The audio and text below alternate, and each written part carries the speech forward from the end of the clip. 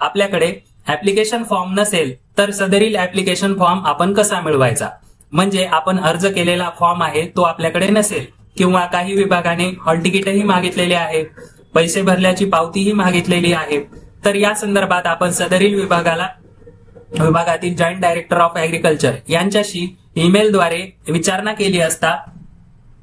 नमस्कार मित्रांनो, ऍग्रीकट्टा YouTube channel मध्ये आपले सर्वांचे स्वागत आहे।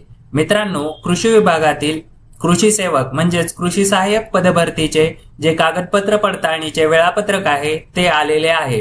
कोल्हापूर असो, अमरावती असो किंवा पुणे असो, या 3 विभागांनी आपले जे विद्यार्थी आहेत सिलेक्टेड कॅन्डिडेट्स अशा विद्यार्थ्यांना डॉक्युमेंट व्हेरिफिकेशनसाठी ईमेल पाठवलेले आहेत। सदरील विद्यार्थ्यांचे डॉक्युमेंट व्हेरिफिकेशन लवकरच होणार आहे आणि पुढील काही आपले जे कृषी विभाग आहेत त्यांचेही कागदपत्र पडताळणीचे वेळापत्रक पुढील 2 ते 3 दिवसामध्ये प्रत्येक विद्यार्थ्यांना सिलेक्टेड कॅन्डिडेट्स असो किंवा वेटिंग लिस्ट मधील कॅन्डिडेट्स असो अशा विद्यार्थ्यांना ईमेलद्वारे ही माहिती कळवण्यात येत आहे की त्यांच्या डॉक्युमेंट व्हेरिफिकेशन कधी होणार आहे। तर ईमेलमध्ये त्यांनी दिलेली माहिती अशी आहे की आपल्याला दिनांक दिलेला आहे, कोणत्या तारखेला आपले कागदपत्र पडताळणी ठेवलेली आहे, तर विद्यार्थ्यांना तारीख आणि वेळ त्यांच्या ईमेलवर पाठवण्यात आलेली आहे। अशा पद्धतीचे तुम्हाला PDF ईमेलद्वारे पाठवण्यात आलेले आहे।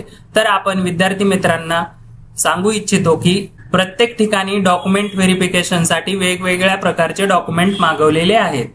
तर आपल्याला यापैकी कंपल्सरी डॉक्युमेंट त्यांनी हे सांगितलेले आहेतच। तर हे कोणकोणते आहेत या ठिकाणी आपण लिस्ट ही वाचू शकता। आपल्याला ही लिस्ट ऍग्रीकट्टा टेलिग्राम चॅनलवर मिळणार आहे। तर मित्रांनो, आपल्याला जी लिस्ट दिलेली आहे ते संपूर्ण ओरिजिनल डॉक्युमेंट आपल्याला सोबत घेऊन जायचे आहेत।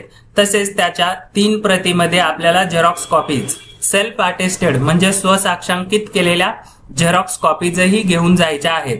आपल्याकडे ऍप्लिकेशन फॉर्म नसेल तर सदरील ऍप्लिकेशन फॉर्म आपण कसा मिळवायचा। म्हणजे आपण अर्ज केलेला फॉर्म आहे तो आपल्याकडे नसेल किंवा काही विभागाने हॉल तिकीटही मागितलेले आहे, पैसे भरल्याची पावतीही मागितलेली आहे, तर या संदर्भात आपण सदरील विभागातील जॉईंट डायरेक्टर ऑफ ऍग्रीकल्चर यांच्याशी ईमेलद्वारे विचारणा केली असता त्यांच्याकडून अद्याप कुठलाही रिप्लाय आलेला नाही।